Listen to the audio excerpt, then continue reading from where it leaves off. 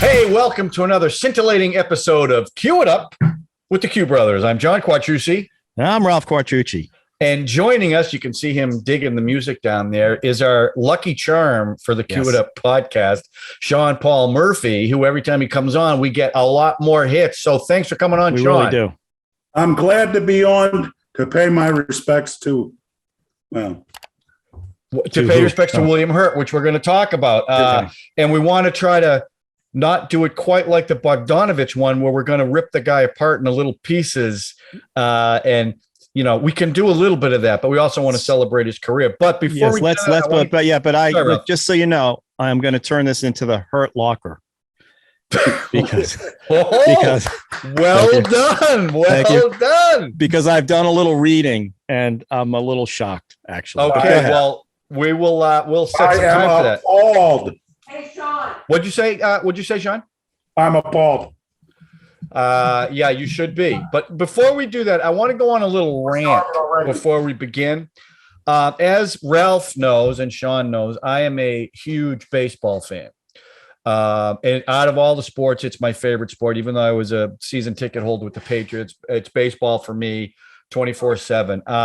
I'm glad that the lockout is over, but I just want to talk about how incredibly stupid and inept Major League Baseball is. The fact that there was a lockout for any amount of time just drives me insane, because nobody's watching baseball. The ratings are down. The games are too long. It's too slow. The NFL has taken over the country, and they still screw it up by having a lockout. So you got real baseball fans pissed off. The season's going to be delayed. And I just don't understand how stupid these people can be. You guys have any thoughts about that at all? Yeah, I have a lot of thoughts about baseball. Talk to me. Okay. Well, I grew up, I ignored football. I was 100% baseball. We used to play baseball every day. It's the only organized sport I played. I actually played baseball in Little League, and I love baseball. And when I was growing up in Baltimore, we had Brooks Robinson, Frank Robinson. We had that year, we had 4 20-game winners. We had some great teams. But what I loved the most about baseball was it was a game where you could look at players from like 6. You could build a dream team, and you could imagine how players would do against other players from different times. There was a real sense of continuity within the sport and of itself. And I think that's totally gone. I mean, it's like, for one thing, I don't think records mean anything anymore, because there's a whole maybe a decade where you have to put an asterisk behind every record because of the steroid era. Yeah, the steroid era. And then even when it's not steroids, they're putting in a juiced ball. Right. To add up the number of home runs. Right. And, I love the World Series and I love the All-Star game. But to me, interleague play is a disaster. I want to play against people we're competing against. Right. And it's like it takes away what was really special about the World Series. It's like. Well, and the All-Star game. And the All-Star game. Yeah. So I think that baseball is not to blame for the steroids. That was players. Well, they can be blamed for looking the other way for a long time because they like the home run chase. Yeah. But, it's so unfair to some of these players, who worked so hard and had, and built and did it physically without drugs. Hey, Hank Aaron never weighed more than 175 pounds. Yeah. Look at it. And it's like, why are these records broken? They should just, anyone who was taking steroids, I don't know whether they have, but it's sort of like, also too, I worked for an advertising agency around the time that the Orioles transitioned from like a blue collars into baseball, transitioned from blue collar to a white collar sport. This was not a coincidence. This was not an accident of demographics or anything. The team really wanted to change their dynamic so that rather than just having, blue collar guys come down for a game now and then, they really wanted to get the people with more money so they could sell season tickets. And I think that changed the dynamics of it. And, baseball, sports-wise, is my first love, but, it just, what I loved about it really doesn't exist anymore. Well, they're even talking about changing rules where for extra innings, they're going to put a guy at second base. They're talking about, I don't know if you ever played men's softball, but at the very end of when I was playing, they went to a double bagged first base.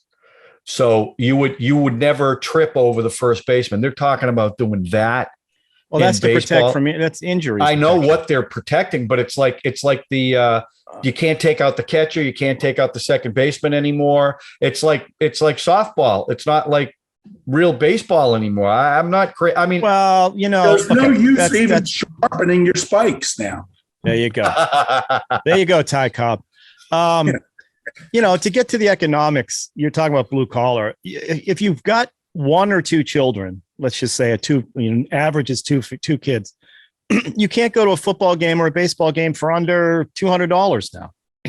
That's true. When you break it down, Orioles, you just can't buy the official tickets. But again, really bad, you can get the tickets for like $10-20 scalped right outside the stadium. You still got to pay $12 for a cup of beer and right. And the hot dog, so financially, I think families, you're losing that you've lost that demographic has been dwindling anyway. Yeah. Well, also, they did it on purpose. Kids aren't playing baseball. Kids are playing soccer. Kids are playing lacrosse. Kids are playing basketball. Baseball is not the sport it used to be for the kids. It's boring. I'm not advocating that this is a good or bad thing for baseball. It just is. So, I just think, and I'll be honest, I've only gone to one baseball game in the last, forget the COVID, but I've probably been to one baseball game in the last 2 years. I've never watched any of it on television. Maybe the World Series I jumped in at the very end. I just don't care anymore. It's not that it's boring. I love going to a baseball game. I love how long a baseball game takes. Yeah. I'm not one of these people that cares about how long it takes. Because you don't know if you're going to see a 2-hour game or a 4-hour game. I don't care. I just like just sitting there and watching and relaxing. And they're taking that. They want to speed that up because people are getting bored. It's all for the television audience. And it's just it's not just for the television audience. They're losing people because the games are taking too long. Now, look, but I don't mind the length of the games, but there are things that they could do. Like when the batters walk out every single pitch, they don't need to do that, and they can speed it up because the National League is a quicker game. It just is. The average game is quicker than the National League. I have a DVD of the 1967 Red Sox, right? The Impossible Dream season. Yeah. And they actually have a game on there. And the whole game. And it's a broadcast of the game. And it went so fast and just it was done in about an hour and a half. I even think someone hits a home run. He just runs around. No big deal. Just hits a home run, gets the plate, goes away. There's not all this stuff that's going on, but they think they've got to, compete against basketball and football. And they do. They got to keep the eyes on the game. Right. I get it. So it's losing some of that Americana. Well, like what you said, Sean, the game for 100 years has been the same. Very few rule changes, right? So if you watch the game in 35, it wasn't very different than 65. Now, with the pitching changes that they do, look, closers used to go 3 innings in baseball. Now they go for pitches. They got to bring in a relief pitcher. They got to face 3 batters. So that's a new rule, right? So if the pitcher comes in and sucks, he's still got to face 2 more batters. They can't pull him out. And that's supposed to be to speed up the game. So listen, that's it for the rant on baseball. I'm glad. Well, I also want to say I hate this over-reliance on relievers too. In the old days, a starter was expected to go, 8 innings. Guys, and they expected themselves to go 8 innings. Okay, you guys watch The Natural if you want to go back to the old days. No, I know. No. Listen, it's a different game as far as that goes. I love, but it's contributed to the length of the games. Listen, all the games. I used to go to Sunday Night Baseball with when the Red Sox played the Yankees. It was always on ESPN. The game starts at 7.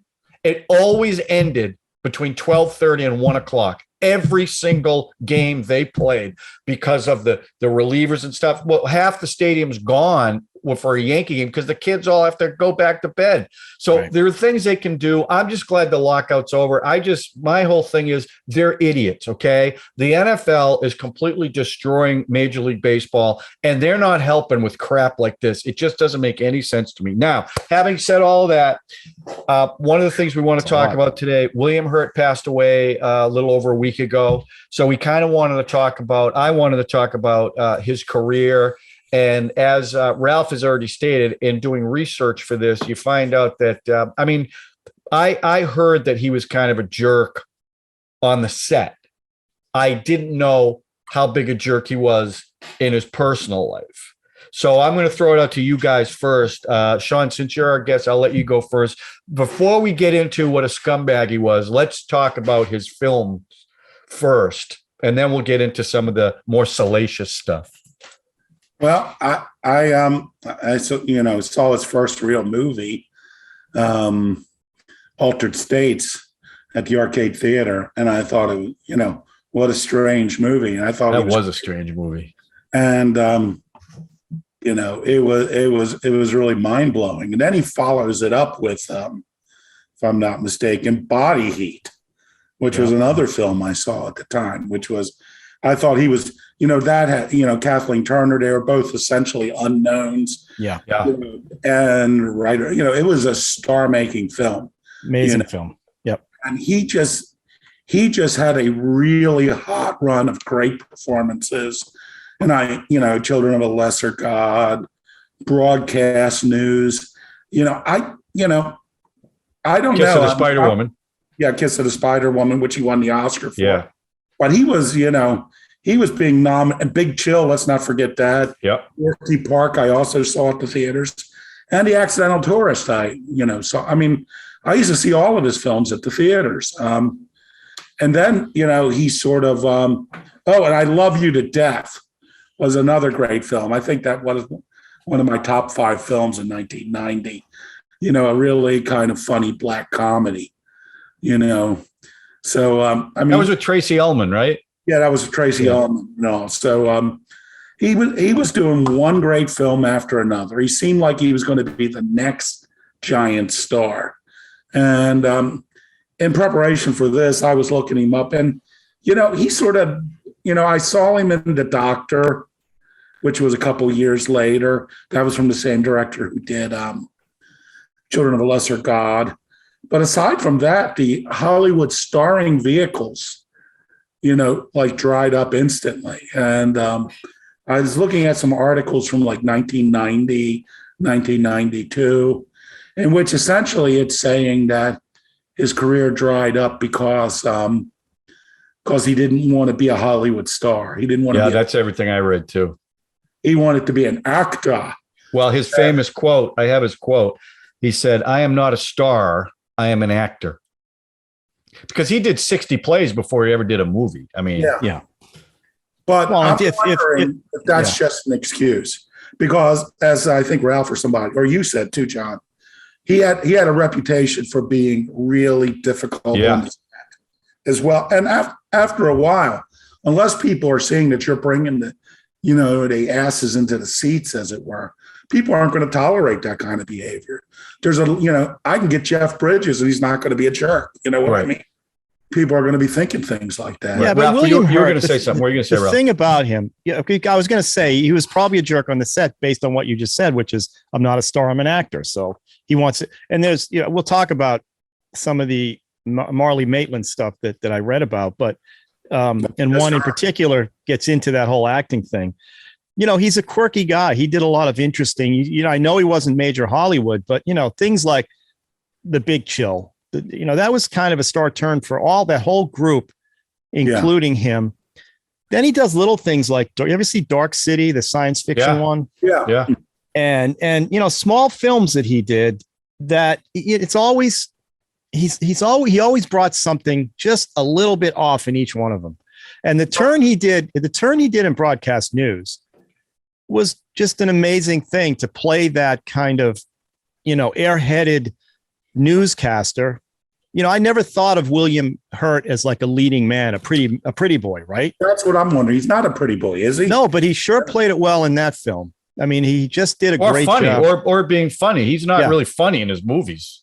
He was funny in that one. Well, the writing was sharp. Well, in that one. But you got to deliver the lines. Well, he's up there against Albert Brooks, and it's a tough crowd. And then I'm just going to say the last one I saw him in, which I just loved, was the History of Violence, directed by Cronenberg, where he plays Richie, the brother of which he was nominated for an Oscar. Yeah, and he was great in that, right? Yeah. And I never really thought about him in a negative way until he passed away. Yeah. I'll let you do your platitudes and stuff, and then we'll get into, because it's a tough feeling. We keep losing people that we don't want to lose, and by lose I mean like films I can't really watch anymore. And I part of me is like, oh, I'm getting tired of that. It's not about the person, it's about the movie they did or the acting they did. But I got to tell you, it does get in there. Gets in there like a worm. So, but go ahead, John. Speaking of History of Violence, it was the first time someone was nominated in a film adapted from a comic book. Okay. His character was, so that's kind of interesting. Before we start trashing him, let me. I wasn't going to trash him yet, Sean. Oh, okay. But I do want to point out another film. I think it's one of the last ones. I've seen him in the supporting roles, but it's sort of like, oh, he's a general in some Hulk movie. In the Marvel movies. It doesn't mean anything to me. But the last film where I thought he did really great work, and I think this was after History of Violence, was Mr. Brooks. Did you see that, the Kevin Costner film? No. I saw it, but I don't remember him in that one. What was he in that one? Okay, so because I like that film, but is a serial killer. Right. And William Hurt plays his alter ego named Marshall, like Kevin Costner's, and it's like, and they're sort of blackmailed into helping this guy who saw him do it kill somebody. Yeah, it's Dane Cook. The only other one I remember that movie is Dane Cook, right? Of all people, they are constantly joking with each other. It's like William Hurt's the evil, alter ego, and he'll be driving with like Dane Cook, Kevin Costner. And William Hurt's like sitting in the back seat, and he's always joking with Kevin Costner the whole movie, and he's they're evil and they're joking about it and all, and it's really cool. I really that's so funny. I like that film. I completely forgot that he was in that film. Give that film. A lot of his films are very well known, and if anyone's watching this and still want to watch one of his movies that they may not have seen, I would recommend Mr. Brooks, because that was also too when Kevin Costner was a big movie star, and he sort of like dropped down too. And it was like, I didn't see it in the theaters. I saw it on DVD or HBO, and I was really impressed. I was like, well, I wish I had seen this in the theaters. That's the second time they were in a movie together. Well, the other one was Big Chill. But Kevin Costner wasn't in it. All the scenes got cut. Well, he was in. Right. You saw his arm. Yeah. Well, look, I'm a big fan of Kevin Costner. I'm a big fan of William Hurt, and obviously, with my comic book background, I was excited to see him in the Marvel movies because it gives those movies a little more gravitas. In fact, the second to last film he did was Black Widow, where he played Secretary Thunderbolt Ross, which is a character from the Hulk comics. But his partnership with Lawrence Kasdan, if you look at the 4 films they made together, Big Chill, Body Heat, Accidental Tourist, and I Love You to Death, they obviously loved working with each other, and they both helped each other do really, really well. And those are, Big Chill and Body Heat are 2 of my favorite movies. Broadcast News, I absolutely love. And he's really likable in them. But when I started to do some research on him, I was pretty shocked at how much TV he's been doing. Yeah. He's done a lot. He did the Moby Dick miniseries. He played Ahab. He did Condor, Mythic Quest, Beowulf, and Humans, which was series. He turned down the lead Jurassic Park and Misery, which is kind of interesting. Yeah. Because those were 2 gigantic hits. Kiss of the Spider-Woman, which he won the Oscar, was such a low-budget independent film that he waived his entire salary so the movie could get done. That's how much he believed in the film, and he ended up winning an Oscar which I find interesting. And him and Patty Chayefsky did not get along for Altered. Patty Chayefsky disowned Altered States. He said it wasn't what he wrote in his book. I don't remember a lot about that movie. I just remember the one scene where he's bashing himself against the wall, and the whatever he formed into kept coming in and out. It was a bizarre movie. That's the first time I've Deprivation Tank. Yes. Never seen one before. That was in that movie. So I think Patty Chayefsky had problems with the Russell. Ken Russell. It's sort of like Chayefsky. I know a little something about Chayefsky because he's one of my favorite screenwriters, but he had a lot of power. And usually when he wrote even though he wasn't directing, he usually had the power to pick the actors, pick the director and all. And, he sort of like, then he would, as a producer, he would do that.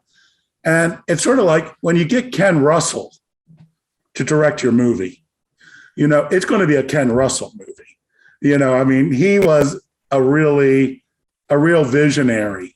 So, you can't expect, you have to expect that. Well, Ken Russell said he was drunk throughout almost the entire shoot of that movie. Ken Russell said that he himself was drunk. Ken was drunk. Oh, yeah. Wow. Yeah. That's a strange film. It was the only novel Patty Chayefsky wrote. It was based on his novel. Yeah. And he just said they went, he said the actors were over the top with their line readings and stuff. So I don't really understand. And he hadn't even seen the film before he disowned it. So I'm like, William Hurt, Blair Brown. Remember? Yeah. Blair Brown? Yeah. That had to be one of her first movies. Yeah. I saw that in the movie theater way back when. That was bizarre. I liked him in, like you talk about his series work. I love him in Too Big to Fail, the HBO film about the crash. He plays Henry Paulson.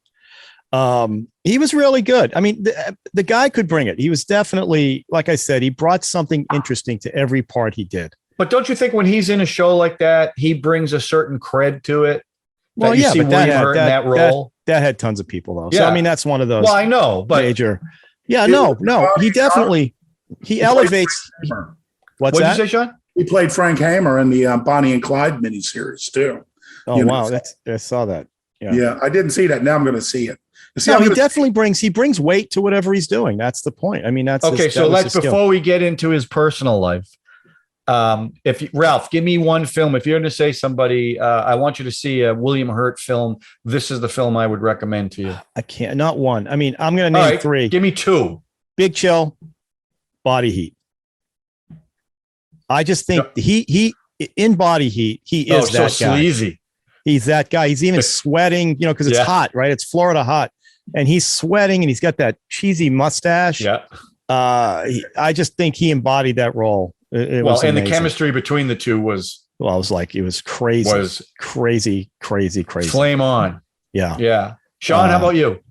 I'm going to go with Body Heat because he was perfect. He had the right arrogance, but he was also stupid. He was dumb. Yeah. Right. Stupid characters before.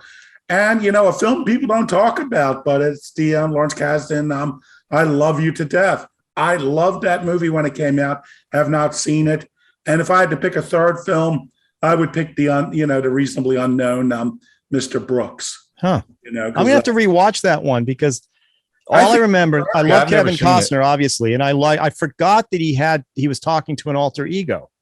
Yeah, and it turns out it's William Hurt. So I'm gonna watch that one again. Yeah, and try to forget Dane Cook, but I can't. He's in the middle. I remember he's going to be the next big thing. Well, he had a little problem himself. Who, Dane Cook? Yeah. Oh, yeah. Just stealing. I guess I would pick for me. I mean, I'm not going to pick the Marvel movies because it wasn't like he was doing Shakespeare. What? But I would probably say Big Chill and Broadcast News for me. If you want to, Broadcast News is a good one. Yeah, I mean, because everyone picks Body Heat, and I understand why. But Broadcast News, they showed a side of him I hadn't seen before, even compared to the Big Chill. He was actually very charming in that movie. And you could see why Holly Hunter really, really fell in love with the guy, right? So those are what I would pick. Now, since I didn't do a lot of research on his personal peccadillos, I did know the rumor is that he was very difficult to work with, but I didn't necessarily hold that against him because Dustin Hoffman's difficult to work with, Sean Penn. A lot of these guys And I don't know if they were a diva or because they're like Dustin Hoffman. It's always the process with him. That's what's so difficult when he's making a film. That's not what we're not. That's fine. That's fine. No, be as arrogant as you want on the set. That's right. So it's I when don't you know read, if that's what it was with William Hurt. So he passes away, he passes away, and everybody's asking the women he dated the questions. Now, Marlee Matlin, is that her name? Yes. She wrote a tell-all, and he knew about the tell-all, and he was fine with it. But she's talking about things like in that movie, you can see bruises all over her body. And she was 19 at the time. 19, and I think she stayed with him until she was 21, right? Yeah, he was 37, I believe. Yeah, so and I guess, and she wasn't the first one that he abused, both mentally and physically. You know, if there was another woman, same thing. Other women were coming out of the woodwork. The woman who met him in New York before Altered States went out to California with him for 2 years. You know, she was getting beaten and this and that. So here's the thing, like we talk about all the time, without social media, we didn't know any of this. Then publicists would keep this stuff under wraps and they're protecting everybody. And like I said, but let me just one other story that I just read this morning. So she wins the Oscar for Children of a Lesser God, right? While she's dating him. They're driving home in the limousine. She's got the Oscar beside her, and he's berating her, telling her, you don't deserve that. You're just a flash in the pan. They gave you that because they think it's a good idea. All these actors are out there grinding and grinding and grinding, and you win on your first try. You're nothing. You don't mean anything. So this is what he's saying on the way after she won the Oscar. The guy was a maniac, right? He apparently raped her that night. Yeah, was that the night? Yeah. So, it's and again, it's frustrating because now that seed is in there.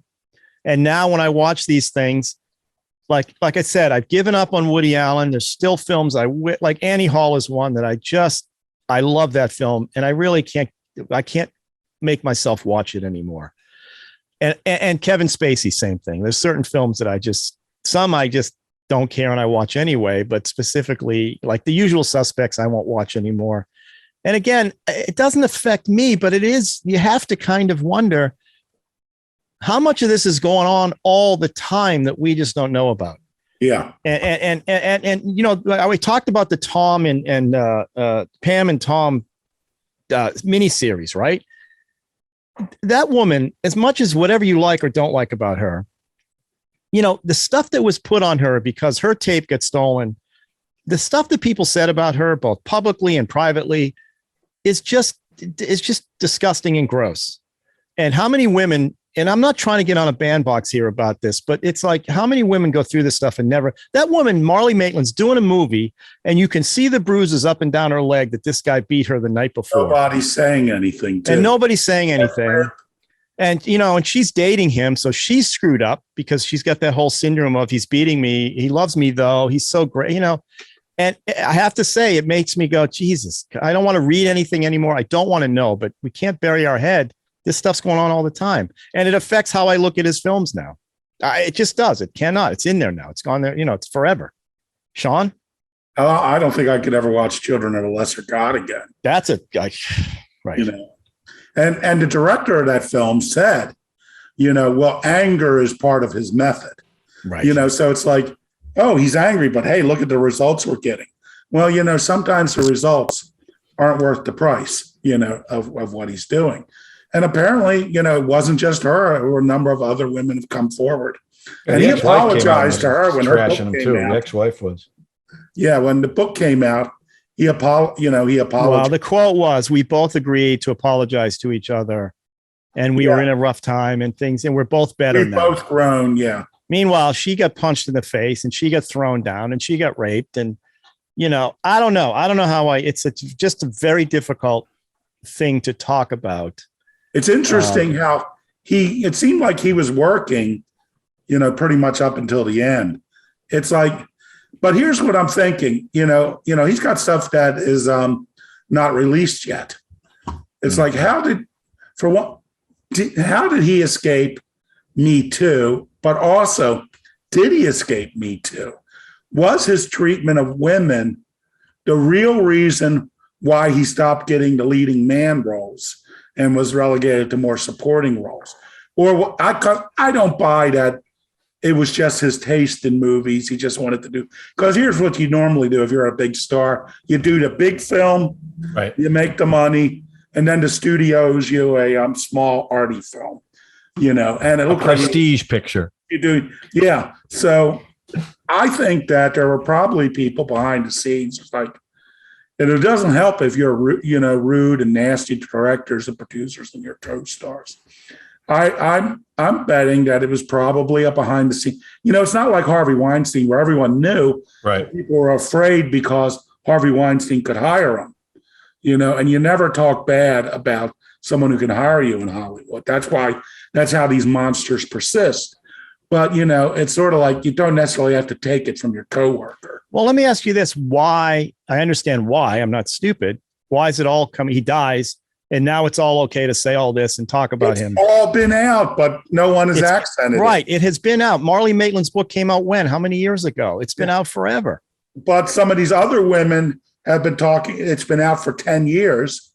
And he still did the Marvel movies. But then again, they're not going to. The thing is, they're not going to split up. But he's got Glenn Close up there supporting him, saying, "Oh, he had drug addictions, and it's all about Bill trying to get through." Apparently, alcohol was a factor. That's right, of course. Depression's got to be a factor. Alcohol, drug use. So it's like the Roman Polanski when people stand up and go, "He's just a great director, and we should separate what goes on there." And he's I don't know what to do.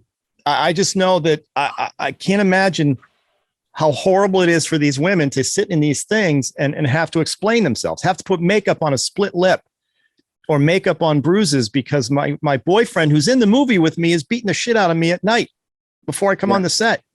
And now we're waiting for him to pass away. Okay. So his reputation is going to get in my eyes, certainly not that I matter. It doesn't matter what I think, but his reputation's getting a little ding in there that I didn't know about this stuff before this. I mean, I should have, it's out there. I think it's because he wasn't such a big star that he had transitioned into character actor, that he didn't get the spotlight's not on him all the time. Yeah. So I think that's probably it. Or nobody believes I can't imagine there's like a whole team of people out to protect him. It isn't like Harvey Weinstein. The book, see, again, her book was out there. He knew about the book. He didn't fight the book getting published. I mean, what does that say too? That's another one that it's like, what? I would be like mortified but again, he probably justified every beating. It probably wasn't his fault. Yeah. It was something she did or said. Yeah. I mean, we make jokes. Well, okay. We make jokes about it, but I don't know. So John, I know this is distressing. No, it's not. I mean, listen, we've talked about this before. I didn't know a lot of this stuff about him. I knew the Marlee Maitland thing, but again, she stayed with him a long time. Doesn't make it right. I know. I'm not saying it's right, but in his head, he's like, if it's so bad, why is she staying with me? Or if it was so bad. And I'm not saying that's right or wrong, because that happens with a lot of battered women, especially. But my thing is, you look at these people that you admire for the craft of movie making and acting, and they put out a good product. And back in the day, the movies I love, those classic movies, you didn't know anything about their personal lives. And it was okay that you didn't know it because they were these people up on the screen. Now, well, in the last 20 years or so, with social media and the fact that all these celebrities now, they're in your face 24/7, their personal lives. They never did that before. It was all protected by the studio. It was manufactured by the studio, even their personal lives. So you didn't see any of that, even though some of that was going on. I mean, it was going on. You find out much later. But now they're not, it's almost like, movie stars. You saw them up on the screen and you fantasized about them and their lives and how wonderful it is. You didn't think of them as real people. But now you see that they are real people, and they're all a bunch of jerks for the most part, because they're narcissists. They're doing their own thing, and you find out these things. And to your point, Ralph, like Kevin Spacey, I love Kevin Spacey as an actor. I find him to be amazing. I can't watch his films anymore. I can only watch LA Confidential for everybody else. Even that, he's the ladies' man in it, right? And that's the one where he's like, that's the one I have to watch. I'm not going to stop. Like him on Saturday Night Live is one of the funniest guys. Right, I know, but again, if you're one of those people that's been abused by him, I get it. It's like it's same thing with Woody Allen. Well, it's Miramax too. Movies. I mean, I watch Miramax films, even though I know what the hell. Right. Yeah. We've said this before. From a consumer standpoint, these abusers really put us in a tough position. They're fine. They're making their money. They keep going. William Hurt never stopped making movies. He kept going. His reputation wasn't so bad that he couldn't do a film. What does it say more about like Harvey Weinstein? Everybody knew what he was doing. And it was either Meryl Streep or Glenn Close in the Oscars called him a god. Okay. She knew exactly what he was doing. So this whole Me Too thing where we're going to protect each other. No, because without him, you're not going to get the good roles. You're not going to get the budgets for the movie. So it's the abuser's one thing, but how about all the people that allowed it to happen? Because they all knew. What does it say about them? I think it's worse because they saw it and knew it was happening and didn't do anything about it till the very end. Well, even in my small scale and I shouldn't say this, small scale in Hollywood, I was, taken advantage of by a company, a dishonest company that everyone thinks is honest. And for reasons, mainly legal reasons, because I was involved in a lawsuit, I couldn't tell people what was going on. And I always felt bad. It's like, is my silence enabling them the way the silence of other people enabled them? Well, anytime it wasn't personal. This was just business cheating. Well, imagine how many of those women got paid off. Yeah. Imagine how many of those women get paid off to keep silent. Yeah. Right. And they all got to sign NDAs. So it's like, so they took the money to be quiet and knowing that he's doing this to other women. I'll tell you something. I want to tell you, this is something I saw yesterday. I couldn't freaking believe it. Somebody I know is about to have a deal, and they asked me to look at the contract. And in the contract, there was a non-disparagement clause that you're not allowed to say anything bad about the people at the production company, or anyone involved with the movie. And I'm like, ever? All right. It's all about the money, guys. It's all about the money. I mean, the women who took the money were probably in a position that it was either that or they're going to get stalked their whole life. People are going to be following them. I mean, it's just, we don't know. Fair enough, Ralph. But what about the ones that had the money that looked the other way? Dude, I don't know what to tell you. People want to, you get out there, you want to act, you're going to do anything you can to act. It sucks. I mean, I can't even imagine. But again, it's now us who pay the price because now I don't want to watch a Woody Allen movie. I don't want to watch a Kevin Spacey. They've taken stuff away from, it's not nearly equal to getting abused by anybody. But the fact is, it still falls on us. Right. Ultimately, it's not the same price. I shouldn't even say that, but it is an awkward thing it's what I say. You never meet your heroes. For people who love watching what would you do, movies. John, if you found out Tom Brady was beating his wife, or let's say he kissed his kid on the lips one time or something like that? You're not allowed to do that? That's just, now you're just being stupid. If I found out, I would be extremely disappointed, and I would not be a Tom Brady fan anymore. Yeah, it's tough, right? Be. Yeah. I mean, imagine how many of those stars, remember us in that at the, by the way, the baseball camp where I got the MVP and you didn't, which I think secretly that's why you're upset about baseball. But those guys, when the lights are off and you're in a bar with them, it's, there's a lot that goes on. And yeah, but not like, whoa. Listen, you don't want to know. I'm just saying, you don't want to know what goes on when people leave. Well, this is why. You put people on pedestals. Yeah. And when something like this happens, and that poor woman, 19-year-old woman with a 35-year-old guy, and she's in her first movie. He's teaching her how to act. She's so vulnerable. It's insane that he would do that to her. And that says everything you need to know about him, unfortunately. And that's the sad thing. And we find out about it after the dude passes away, where everybody's you're trying to be nice, and everybody's always, when somebody dies, all the positives are. Well, you coming heard out. the testimonials, right? I mean, everyone loved them, but then Of all course. this other stuff comes out. It's like ripping the Band-Aid off. Well, that's It's what we're just doing. funny We're that as doing we it here. talk about these people who pass away, it always comes around to their behavior off the screen. And Well, it's like we did that with Bogdanovich, same thing. Bogdanovich's behavior, he made questionable choices. However, nothing he did raised. Right. No, I agree. Of what William Hurt did. It's not apples to apples. You're right. Yeah. And, or what Polanski did. I mean, what Polanski did was. You know what pisses me off about Polanski most? Those people who defend him say, well, it was like third degree or something, statute.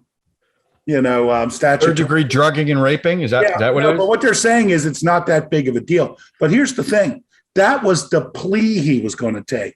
He was being charged for rape, first degree rape.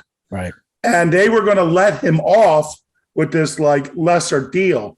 But now anytime anybody says, oh, we should let Polanski, it's only this. And they talk about the plea that he didn't take. He's a rapist. That was rape. And he gets a standing ovation. All right, listen. It's back to power. Power gets you out of everything. That's true. Yeah. And that's the bottom line here. And Marley Maitland was not the one in the power position in that relationship, and he took full advantage. Right. Harvey Weinstein victims, that's all power play. Kevin Spacey, big star comes in, power play. It's all power play. Well, you remember, Ralph, when we had a guest on our podcast, and if we had asked him about Kevin Spacey while we were on the air, he would have told us. Yeah. But his son worked on that Kevin Spacey series. And there was House of Cards. Yeah, House of Cards, and that was classic Kevin Spacey. Yeah, right. And we didn't ask about it until he turned off the cameras. But all right, Ralph, we got 15 more minutes, so let's close out with a little stream quest, please. There you go. Get Stand the by. fantastic logo up. Ready? Yep. Okay. Man, that is sweet. You know, we paid for that, Sean. We paid a lot of money for that. All right, big money. So listen, let's talk about. I'm gonna talk about a couple of movies, but are you guys streaming anything right now? You watching anything in particular right now? I'd like to hear from you guys first. Well, I'll tell you, I haven't finished it yet, but I was watching a horror film on Netflix called Block Island Sound, and it's really eerie. I really like the sound of it. It has, it takes place on a small island, fishing island. This is a movie or series? It's a movie, but I'm just saying it's really good. It may turn out to be crap at the end, but it builds a great mood. It's not really great. Wait a minute. You may be good in the end. You haven't finished watching it? No, I'm just, I just was just like watching it last night. Oh, is anybody in it that we would know?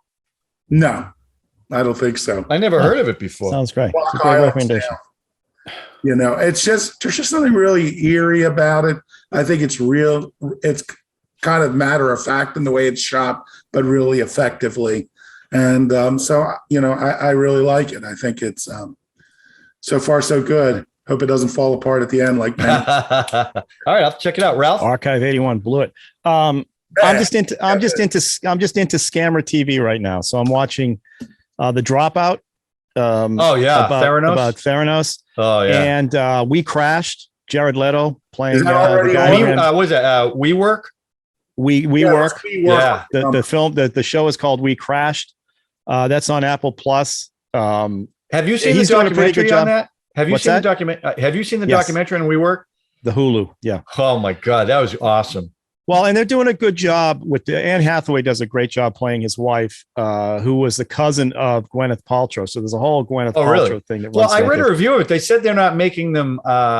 It's a very nuanced portrayal of them. Not that they're scammers. No, they.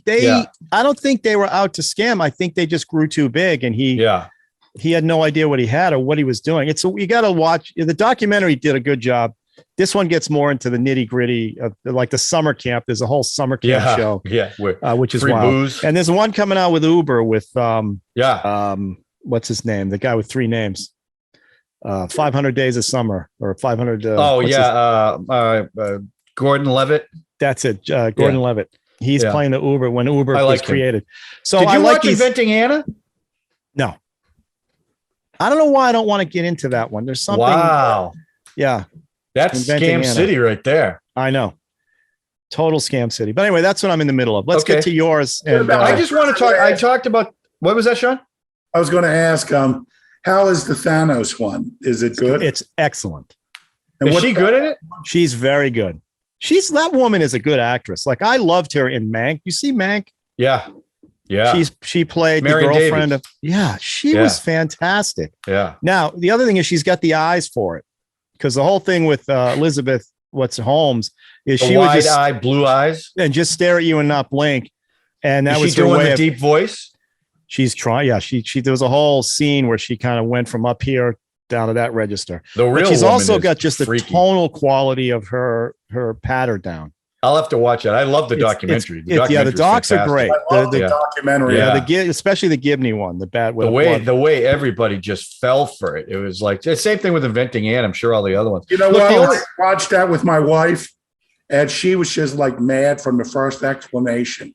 She's like, "How can these stupid people think that this would work?" Because Yeah, but not the engineers or the scientists. No, Or they all They knew. didn't believe it. like your Secretary of State, you don't know enough medicine. Exactly. He's 90 years old, and this Right. 20-year-old blonde girl is looking at him, Blue-eyed, just right. idolizing him. Yeah. Come on, that's all with that. They're all thinking Yeah. with their. It's like Debbie was just so angry during Yeah. it. Well, Debbie needs to watch the Tindler Swindler, because it goes both ways. It's like, how did these women fall for any of that shit? Well, but you were impacting people's lives with that phony test. I mean, that's the thing it's about just- it. it's I mean, just they were brutal. putting people in danger. There's one of the shows.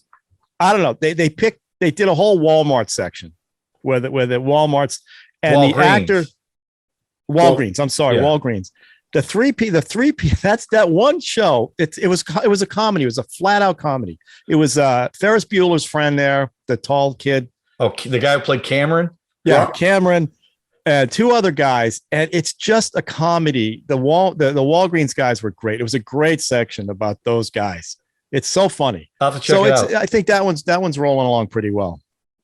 So All right. So I talked about this on our YKYer show, but I want to talk about it again. Look, and Ralph and I have talked about this. Actually, Sean and I have talked about it too. These movies that have messages that they're trying to get across to make some kind of political statement or whatever it might be, a policy statement. And I'm tired of it. Sometimes you just want to watch a movie to be entertained. And there's two movies that just came out. Free Guy. Well, Free Guy's been out for a while, but The Adam Project, both produced and starring Ryan Reynolds, and both directed by Sean Levy, who, on the strength of these two movies, is also going to direct Deadpool 3. I think if you want to watch two movies that you can watch with your kids, that is just, I think, pure popcorn escapism, these are two movies. I actually like The Adam Project a little better than Free Guy. My wife didn't like Free Guy at all because it's about role-playing video games like Vice City or Grand Theft Auto. But it's really, really well done. It's got a great cameo by Chris Evans that is hilarious. And The Adam Project, the kid in it, and I want to make sure I get the names right. I don't want to screw this up like we always do. So Adam Project the kid is named Walker Scoble, and he's really good in it. And the chemistry between him and Ryan Reynolds, for those who haven't seen the movie, it's no spoilers. Ryan Reynolds plays the older version of the kid. Okay. Yeah, Ryan Reynolds comes back in time. Comes back in time. It's a time travel movie. Jennifer Garner's in it, not Jennifer Warner. She might have sang in it, but she's not in it. Mark Ruffalo is in it. Zoe Saldana. Mark and Ruffalo. Mark Ruffalo. I said Mark Ruffalo. You said Ruffalo. Oh, Ruffalo. Right. You say tomato, I say tomato. Catherine Keener's in it. And the only thing I didn't like about the movie was they had Catherine Keener is also a time traveler who meets her younger self. So they de-aged Catherine Keener, and it looked like a mannequin almost. It wasn't very good. Catherine Keener always looked like, I never saw her as young. She was great. 40-year-old virgin. She was great. Yeah, she's great. She's great. Love Great her. actress. Yeah. But it's a good cast. The special effects are really good. It's definitely a theatrical type movie on Netflix. If I paid money to see that at the theater, I would have been pissed. Well, why would you have been pissed? I just thought it was, I told you this, it's fluff. It's all fluff. It's all surface. And Ryan Reynolds, listen, the dude knows how to do Ryan Reynolds. There's Yeah, nobody absolutely. better at doing Ryan Reynolds. Now that kid comes close. Yeah. That kid got the patter down, but it's a Ryan. And out of the two of these, I thought Free Guy was way better. I just like what was going on in Free Guy. Yeah. I mean, it's Ready Player One. It's all that same idea, right? But this one, they were going for almost shot for shot Spielberg scenes that they did, especially with the kids out in the woods with the flashlight. Yeah. It had the Spielberg vibe to it. Absolutely. And I just can't explain why I felt it was just all surface and no meat. They pull out the lightsabers, but it's not a lightsaber, but they pull it out. They did so he's trying to hit all this stuff. And then the idea of going back and who doesn't want to go back and see their old self? I mean, I think we all have that fantasy that you're going to turn around one day and see your younger self and try to straighten everything out. Stick with her. She's going to be hot. Right. So I don't know. I just found it all you liked it. You did like it though, right? I liked it. I think if I had seen that, this is the thing about streaming now. I think they're putting a lot of these on because they would have been. I don't think it would have done well in the movie theater. I don't know. I think people would have taken their kids to it. About some of those Netflix films. Yeah, Sean, to get your car. Did your grandchildren see it? No, they didn't see the Adam Project. No. We might have them over this weekend. That might be something. But they saw Free Guy. Yeah, we went to and they liked it. Oh yeah, they really liked it. But that's like I told you earlier. That's the Lego. It's the Lego movie. Yeah. Well, I tell you, another thing I did watch, I should bring in because it brings up some of the same issues. Is I rewatched The Interview. With Seth Rogen, James Franco. Yeah. And it's sort of like James Franco is now in the. Speaking of that, that's another. guy he got canceled. And his own friend been with him from the beginning. Yeah. At least I think I won't be working with him ever again. Yep. Well, that's pretty heinous as shit he was doing too. Jesus Christ. He was giving a college class on how to do sex scenes. I mean, he's a method I like actor. The ingenuity. I just don't like that he actually. He's a method actor. What are you going to do? Oh my God. And I always thought those two guys were so hilarious together. I like The Interview, and they are. This Is the End, and Pineapple. Let's go back to Ryan Reynolds for a second, though. He's been around for a long time, and he's in his prime now. I know, it's amazing. If you think about like Van Wilder, that's one of his early. Well, he's had some gigantic bombs. Well, I just saw the one he was in and has survived. Which one? Green Lantern. Oh yeah, he thought that was going to be a franchise, and there was what was the other one he did? Oh man, I'm drawing a blank on it. Listen, I'll try to remember it. And he hasn't changed a bit. It's the same thing. He got Deadpool made. Right. They made a CGI version of it, and he voiced it to show that you could do this character, and it got leaked to the studio. I think it was Fox, who said, "Okay, let's make this." And they always ask him, "Well, who leaked it?" And he's like, "I don't know who leaked it." And of course, it was him. And it was a huge hit, an R-rated superhero movie. But he's likable. That's what it is. He's a very likable guy. If it wasn't him and Deadpool, how likable would the film be? I don't think it would be. Yeah. I think it worked with him. One of our previous guests on YKYer. I know the one I'm talking about. He was in the movie Dick. Do you ever see Dick? No. With the two girls who Dan Haida plays Nixon, right? Yeah, and they're playing. The two girls meet Nixon. They become his dog walker, and they find out Watergate. They find the recording. All that. Well, he plays a son, like this vapid son of one of the senators or something. He's very good, but he's been doing this forever. So the guy, and he hasn't aged a bit, and he looks great. So I give the guy credit. But as far as the Adam Project, I just thought he hit all the things you're supposed to hit, but it had no gravitas at all. I think I felt nothing. Jennifer Garner was great, and the only emotion I had in that film was from her. There's a scene she does in the bar. Here's where I disagree with you. Okay, that's fine. No, I'm going to tell you. Tell me. I agree with you that they hit you over the head with the schmaltzy stuff too much. But there were scenes in that movie, the one with Jennifer Garner in the bar, the first time they see the father, and the very ending, which I really did like when they meet in the the class. And so it's serendipity. Right. They're going to, and I like those three things, but the other stuff was a little overwrought also. And I'm not going to lie, time travel movies are usually like this. You can drive trucks through the plot holes. Well, they keep bringing that up too. They keep bringing that up. I get that. But meta, for me, meta. I enjoyed it. And if I went to the movie theater, I'll tell you what, Power of the Dog, if I went to the movie theater and saw that movie, I would have been very upset. Okay. By the way, I finally saw the dog in the mountain. I'm very excited. Oh yeah. So I tell you what, Debbie made me play it a couple of times and finally still it. And I was using a stick to draw the face. And she still didn't see it. Listen, I would have had the opposite. If I had seen Power of the Dog in the movie theater, I think I would have been even more blown away because of how beautiful that film is. Oh, no way. From a cinematography standpoint. Yeah. Oh my God. It's going to win the Oscar, so it's going to win. So yeah, great. Well, look at what it's up against. A bunch of garbage movies anyway. Whatever. Was Spider-Man No Way Home? Was that nominated? No, because that movie is for children. No, it's not. Yes, it is. Oh, really? It's for children. Yep. So children are buying the tickets. People who children are buying those tickets and seeing it 3 and 4 times. I'm not saying a physical child. I'm saying a mental child. Wait, did you even see it? No. Okay. So why don't you? I don't care. It's on pay-per-view right now. I'm sure I'm going to like it when it comes out. It was great. I see it if it's free. It wasn't a great superhero movie. It's less than $5 to rent. I'm sure I'll enjoy it.